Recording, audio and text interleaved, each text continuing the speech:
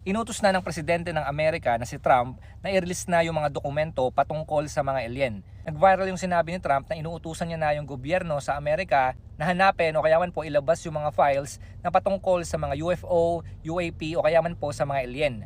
Kamakailan lang po, alam naman natin na yung dating presidente rin ng Amerika na si Obama, sinabi niya na naniniwala siya sa mga alien. So dahil diyan, mas lalo pong sumabog yung mga usapin patungkol sa mga alien. Na kahit po si Trump ngayon, sinasabi niya na nga po, na ilabas na o kaya man po i-release na yung mga papel o dokumento na pumapatungkol sa mga alien. Lilinawin ko lang po, bagamat usap-usapan ngayon sa buong mundo yung patungkol sa mga alien, lalo na nga po sa mga makakapangyarihan tao, hindi po ibig sabihin yan, totoo na yung mga alien. Wala pa pong patunay o ebidensya ngayon na nagsasabi na totoo ang mga alien.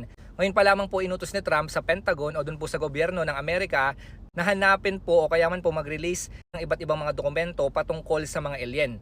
So kung meron man pong mga lumabas na files patungkol po sa mga alien o sa mga UFO, ibig sabihin lang po niyan, totoo na meron talagang mga alien. Kasi nga may mga ebidensya na. Doon pa lang natin malalaman kapag meron na pong mga nilabas na dokumento o mga files patungkol po sa mga alien.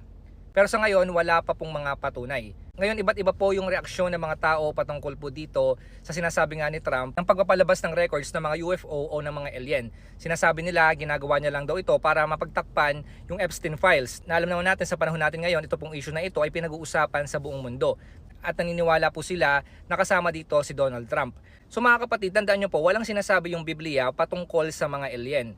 Kung may lumabas man po ngayon ng mga dokumento o mga patunay na may alien, ang sabi ko nga po sa inyo, gawa po yan ng kaaway. Si Satan po ang nasa likod niyan. Wala pong ibang nilikha yung Diyos kundi tao at mga anghel. Kasama na rin po dyan si Satanas at yung mga demonyo. Si Satan po kaya niya pong gumawa ng mga image o kaya man gayahin niya yung mga alien na napapanood po natin sa mga movie o kaya man po nababasa natin. So kung may lumabas man pong mga alien ngayon o kaya man po mga files o dokumento patungkol sa mga alien at UFO, yan po ay malaking panlilinlang ni Satan. Wala pong sinasabi yung Biblia patungkol sa mga alien. Kaya sa panahon po natin ngayon, patuloy po tayong mag-ingat, bantayan po natin yung ating mga puso't isipan. Huwag po agad tayo basta-basta maniniwala sa kung ano man pong sasabihin ng gobyerno, kahit po sa sinasabi ng social media. Magtiwala lamang po tayo sa kung ano ang sinasabi ng Biblia. Kaya mga kapatid, sa nangyayari po na ito, naglalabasan na po yung mga ganyang panlilinlang. Ibig sabihin lamang po niya nasa mga huling araw na tayo at malapit na pong bumalik yung ating Panginoong Jesucristo.